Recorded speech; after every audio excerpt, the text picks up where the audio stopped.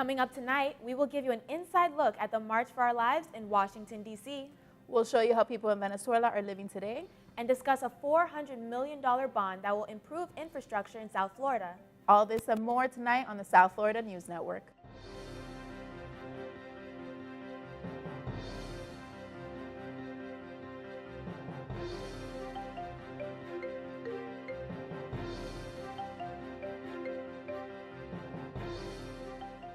Good evening and welcome to the South Florida News Network. My name is Jamie Adelson.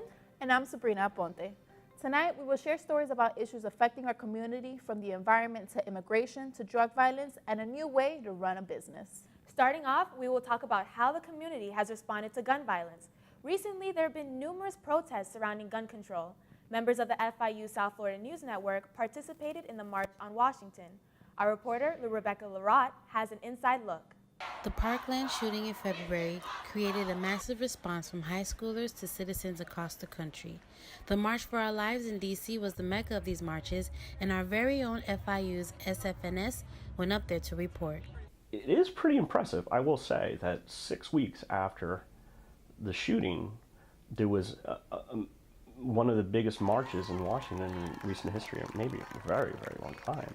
It was really very peaceful. I felt, it didn't seem like there was any potential for violence. It didn't seem like there was any troubles or any problems. The organizers were very smart to make sure that they're like, yes, we understand we come from a position of privilege, but this is something, if we can use this to make everybody's life a little safer, then we should take that opportunity. And there were a number of speakers from different communities, talking about the impact shootings, not necessarily in schools, but just walking home from school. One of the reporters, Maria Gill, gives her own insight on the march. We, Generation Z and the millennials, we're tired, and we will vote you out, and we will make changes, and we're not just going to sit around and get stomped around anymore. Our voice will be heard, and changes are coming, whether they like it or not, more than anything. That was the power of the movement compared to Women's March or the March for Science. It's like the younger generation's here, and we're here to stay. This march wasn't just for gun violence in school, it was for gun violence everywhere. It was for gun violence in theaters, gun violence in clubs, gun violence in churches where it's supposed to be like all these places that you think are safe, and you learn that they're not. It's about like national safety. A special thank you to SFNS for this report. My name is Rebecca Larott. Back to the studio. Thank you, Rebecca. It's very moving to see people from all over the country coming together for such an impactful cause. Along with efforts to reduce the amount of guns, the city of Miami is using a new method to improve response time with gunshot reports. Our reporter, Narima Griffiths, has the details. For every gun-related homicide, there are 100 gunfire incidents that go unreported. Incidents like this occur more frequently in areas with a high volume of gun violence, such as Little Haiti, Liberty City, and Overtown. Law enforcement in the city of Miami have adopted ShotSpotter to help fight crime. ShotSpotter is a detection system that captures police officers to a spot where those rounds were detected. According to the Miami Herald, the Miami Police Department reported that there were 8,280 shots fired in the first 12 months ShotSpotter was used. If a child finds a gun outside, is playing around and fires it, we're going to be alerted to that. If someone has been shot, they don't have the ability to call the police, but we respond. That means that we can get them fire rescue quicker, and of course seconds matter. ShotSpotter uses acoustic sensors to provide real-time data that alerts law enforcement when shots are fired within 45 seconds of the incident. Collecting of evidence, the casings, there could be quite a bit of time before you're able to associate that round to a gun and associate that gun to a crime. So sometimes you're kind of working backwards, but not having those casings, then you really have nothing. ShotSpotter is measured in square miles, and there are approximately 14 square miles covered in the city of Miami. ShotSpotter can notify law enforcement through a mobile app, laptop, or at the virtual policing center. A mobile application that's available to the officers through their mobile phone. You can do precisely the same amount that you could do on the laptop. So if I were to click on the bottom here where it says list, you're able to see the incidents that have occurred. You can click on an incident, see the information that's provided from the dispatcher, and also hear the audio when it comes to actual shots that were fired. Thank you, Narima. Last November, the Department of Homeland Security terminated the temporary protective status for Haiti, leaving 59,000 Haitians faced with possible deportation. Our own Yiliani Alvarez has more of this story for us. On November of 2017, Donald Trump ended the temporary protective status for 4 countries, one of them being our closest neighbor, Haiti. Temporary protective status, or TPS, is given to immigrants fleeing countries with conflict or natural disaster. Haiti was given TPS designation after the country suffered a 7.1 magnitude earthquake that devastated the country's infrastructure and killed an estimated 300,000 people. There are 59,000 Haitians that face deportation. Haiti is a proud nation. Haiti is the first Black Haitian native and immigration advocate Marlene Bastien, founder of FIU, a nonprofit organization that is on the front line of the fight for TPS renewal, believes that Haiti's TPS termination was unjust. When we look at Haiti today, we know, even if you're blind, even if you're 5-year-old, you don't have to be that smart to see that Haiti qualifies, not only for a continuation of TPS, temporary protected status, but also for a redesignation. If the decision was based on hard facts on the ground and not on racism and xenophobia, Haitians would have still had TPS. There are 4 bills that have been introduced to Congress with the overall goal of giving permanent status to TPS holders. There have also been lawsuits filed against the Trump administration, one of which FIU is a part of. We are against the termination. We're fighting back on the ground. We are fighting back in the halls of Washington. We want to be in their faces. Legal options for TPS holders vary case by case, but ultimately some tough decisions need to be made. There are no easy answers, but I think they do have to look at other alternatives. Do they have a family member that can petition for them? The problem with some of those options is that it takes time, that individuals that are facing that deadline really have to make some tough decisions on what they're going to do and try to avoid falling out of status, even if it means leaving the country and then trying to come back in under another visa, whether it's a business-based visa or a petition-based visa that they'll get. The Department of Homeland Security gave Haitians until July of 2019 to prepare to leave the United States. Thanks, Yiliani. For more information about TPS and for legal resources, visit fum.org and floridaimmigrant.org. And now we go to Venezuela, a country undergoing a political and socioeconomic crisis. Reporter Maria Hinestrosa gives us insight on what's happening on the ground. Maria. Venezuela is facing a humanitarian crisis. People are dying due to lack of food and lack of medicine. Gloria Mora, a president of a non-profit organization, says they collect food and medication to send over to Venezuela. Unfortunately, people are dying every day due to malnutrition and lack of medicine. Sadly, we don't have a government that is there for our people. I have a personal experience of a family member from my father's side. She had a root canal and couldn't find any antibiotic, and the bacteria went to her heart and she died. One of the members of the organization says that Venezuela is going through a terrible crisis and the people in her country are starving to death. We now have videos of people in the streets competing with dogs to get food from the garbage, and all this is really due to a dictatorship. We came here to support what we are going through in our beloved country, and any seed of hope that we can plant to change this situation, and to be able to help the people of Venezuela, and we will be there at any place or any circumstance. Organizations like Venezolanos Sin Candle are contributing with donations that they receive from people to send to Venezuela and help ease the situation.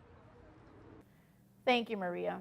We will shift our focus over to a less-known issue within universities across the nation.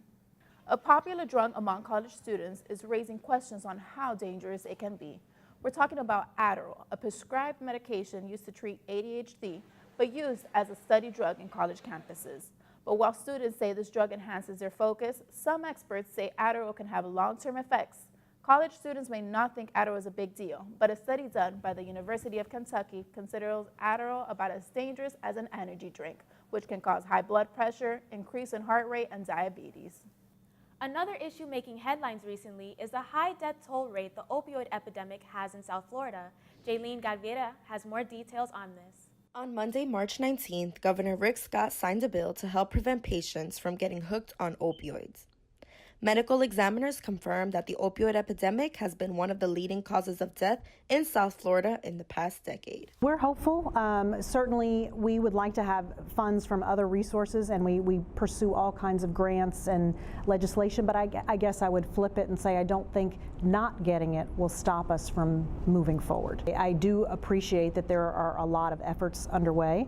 I think we have a fantastic approach, a very proven, successful approach, but it's not going to stop us if we don't get the money. We're seeing upwards of over 60,000 overdose deaths now. So the opioid epidemic is now a larger epidemic and kills more people each year than the height of the HIV epidemic, the height of the epidemic with gunshot wounds, and even with motor vehicle collisions. And another concern that we have right now are what we're calling synthetic opiates, so things like fentanyl and carfentanil. So these are products that a lot of them are being sent into the U.S. from other countries, and these are very powerful synthetic or artificial opioids. Although healthcare providers continue to seek ways to better control the prescribing patterns for patients, synthetic and common opioids are readily accessible, which allows for the epidemic to continue to increase. It's definitely easy to get, that's definitely leads to it, but I think you look at countries like Portugal, where it's completely decriminalized,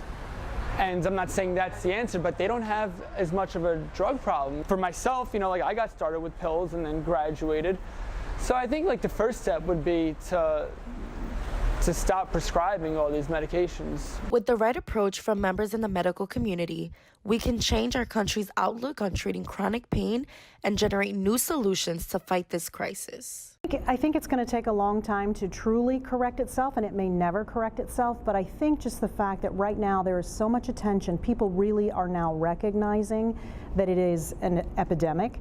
I think there are now multiple players, law enforcement, healthcare, government, they're all kind of coming together. It's slow, but they're coming together to recognize there is a problem, and that's the first step towards solution. Thank you, Jaylene. In other news, the City of Miami has approved a $400 million infrastructure bond. Our reporter Leo Cosio has a story. I'm here at Miami City Hall to learn more details about the $400 million Miami Forever bond expected to change the future of the City of Miami.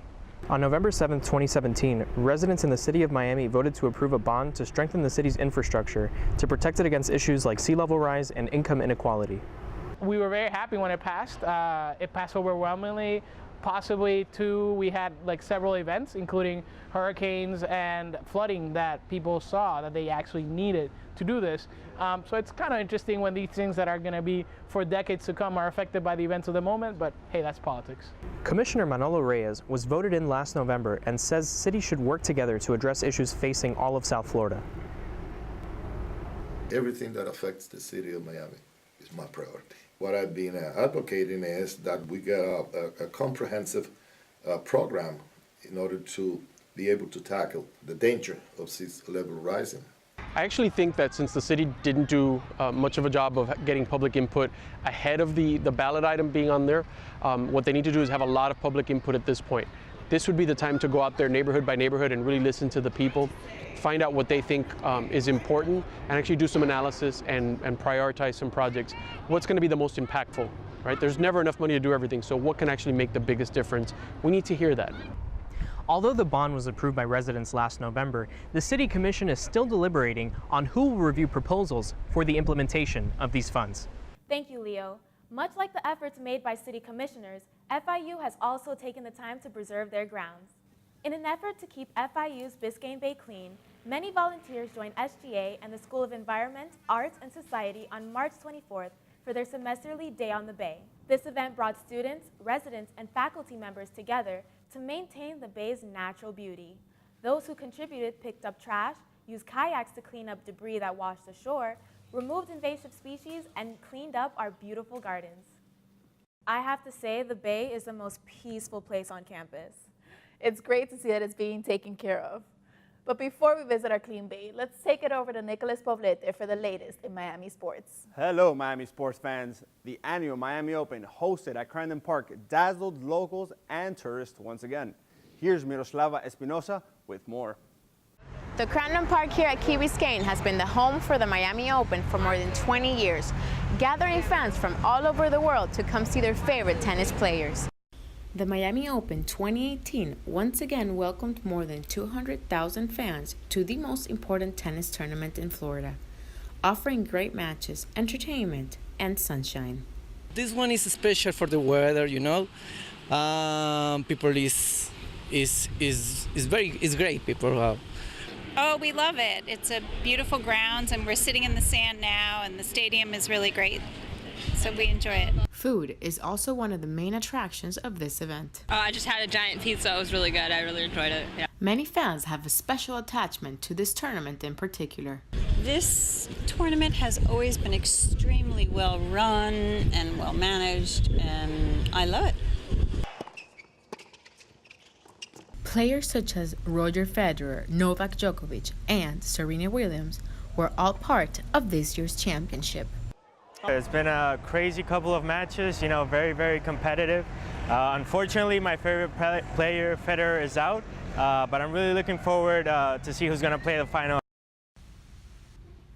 But only the strongest and the best made it to the finals. Fans give their opinions about the match. I thought the finals was soft, but entertaining, but soft. It wasn't a dynamic finals. And for the first time, Sloane Stephens and John Isner were the champions of the 2018 Miami Open, held at Key Biscayne for the last time. Thank you, Miroslava. And just like the Miami Open, Hialeah Park could possibly undergo major change. Horse racing at the park could soon be over. The Historic Parks Restoration Project is progressing without its once most famous attraction. Hialeah Park, which opened in 1925, hosted personalities such as Harry Truman, Winston Churchill, and Richard Nixon. It became one of the country's most famous racetracks. But officials say the cost of maintenance for high-level racing does not fit their budget. In order to maintain their casino, they host annual quarter horse races. But this is causing the park to lose about $4 to $5 million a year. The park's renovation project includes a 4-tower residential housing plan that will soon begin construction. Final negotiations also include a future shopping mall. In other news, David Beckham, his partners, and MLS Commissioner Don Garber officially announced that Miami will once again have an MLS team.